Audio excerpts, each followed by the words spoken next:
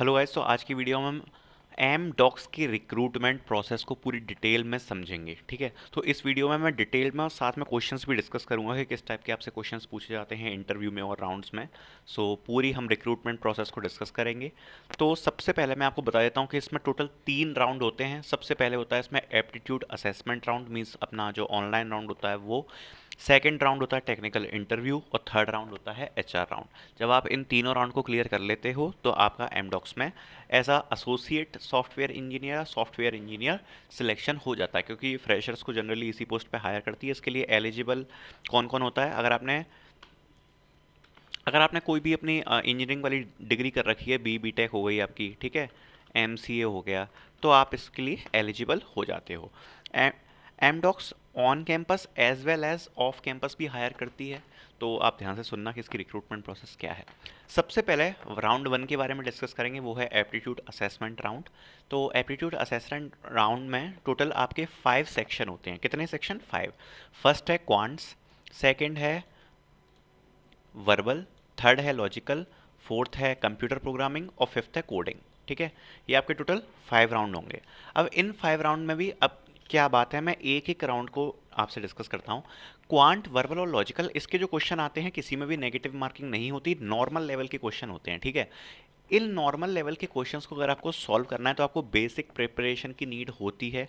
Actually मैंने इसके लिए एक वीडियो भी बनाई थी कि how to prepare for aptitude, तो उसके लिए आई बटन पे एक लिंक आ रहा होगा, तो वो आप जाके चेक कर सकते हो कि वहाँ पे मैंने थोड़ी सी आपको गाइडेंस टाइप की दी है कि आप इनको प्रिपेयर तीनों सेक्शन को कैसे कर सकते हो, तो वो आप जाके देख लेना।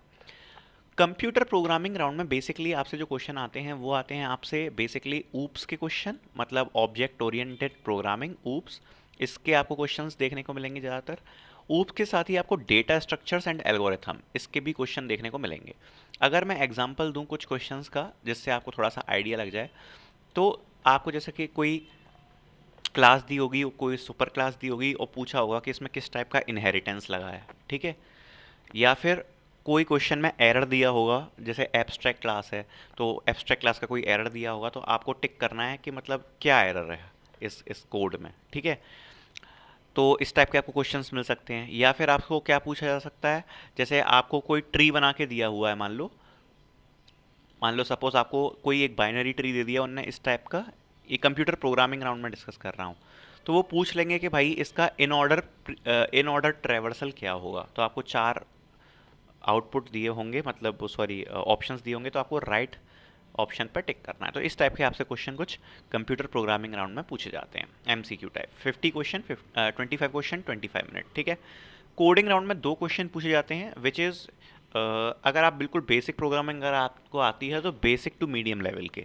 डेटा स्ट्रक्चर से कोडिंग राउंड में क्वेश्चन नहीं आते हैं। बेसिक टू मीडियम लेवल, जैसे कि आपसे पैटर्न्स के थोड़े से टफ क्वेश्चन पूछे जा सकते हैं। ठीक है, सॉर्टिंग को लेके आपसे कुछ पूछे जा सकते हैं, सर्चिंग को लेके आपसे क्वेश्चंस पूछे जा सकते हैं।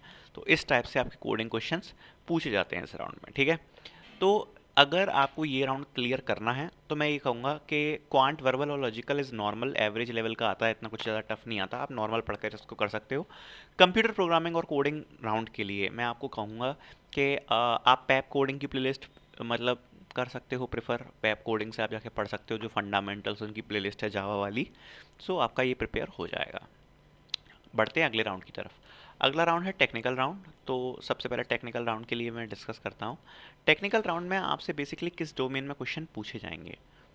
ओके, तो टेक्निकल राउंड जब आपका होता है तो आप अपना एक रेज्यूम सबमिट करते हो। ठीक है, स्टार्टिंग में जब अप्लाई करते हो, तो टेक्निकल राउंड के लिए मैं ये कहूँगा, टेक्निकल राउंड के लिए सबसे पहले तो आपके प्रोजेक्ट्स सबसे ज़्यादा इंपॉर्टेंट है। ठीक है, जो भी आपने किए हैं तो उनके बारे में आपको डिटेल में अच्छे से पता होना चाहिए। इंटर्नशिप्स हो गई, ठीक है, इंटर्नशिप्स हो गई, अगर आपने कोई इंटर्नशिप करी है तो उसके बारे में आपसे क्वेश्चन पूछे जा सकते हैं। ठीक है, आपसे आपने जौन सी भी प्रोग्रामिंग लैंग्वेज अपने रेज्यूम में मेंशन करी है उसके ऊपर ऊप्स, ठीक है, बेसिक कोडिंग क्वेश्चंस, ये सब आपसे पूछे जाएंगे। डीबीएमएस के क्वेश्चंस, कभी कभार ओएस। ठीक है, आई थिंक इतना अगर आप कर लोगे तो आप इस राउंड को क्लियर करने के लिए सही हो। सबसे पहले आपने जितने भी प्रोजेक्ट्स मेंशन किए हैं, मैंने एक और वीडियो बना रखी है कि प्रोजेक्ट्स के लिए कैसे प्रिपेयर करें इंटरव्यू में, तो उसकी भी लिंक आ रही होगी आई आई बटन पे, तो आप जाके चेक कर सकते हो।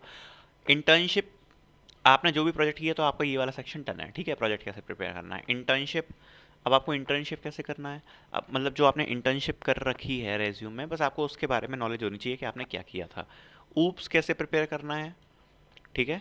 तो ऊप्स का लिए आपको मैंने बता दिया, पैप कोडिंग की प्लेलिस्ट वगैरह कर लो प्रेफर, तो आपका काम हो जाएगा, ठीक है। बेसिक कोडिंग क्वेश्चंस के लिए भी आप वही पैप कोडिंग की प्लेलिस्ट पढ़ सकते हो। डीबीएमएस और ओएस, इनके लिए आपको बहुत ही बेसिक नॉलेज चाहिए, जैसे कि मतलब रिलेशन डेटा क्या होता है, फॉरेन की क्या होती है, प्राइमरी की क्या होती है, ओएस में पेजिंग क्या होती है, लिनक्स क्या होता है, ये सब बिल्कुल थोड़े बहुत थ्योरेटिकल कॉन्सेप्ट्स हो गए, तो ये सब आप पढ़ सकते हो। मुश्किल से एक दिन डीवीएमएस का काम है, एक दिन ओएस का काम है, इसमें आपका ये दोनों निबट जाएगा। तो इतना जब आप कर लेते हो तो आपका टेक्निकल राउंड क्लियर हो जाता है। अगर मैं इससे क्वेश्चंस पूछूं कि किस टाइप के क्वेश्चन आते हैं, तो आपसे ये पूछा जा सकता है कि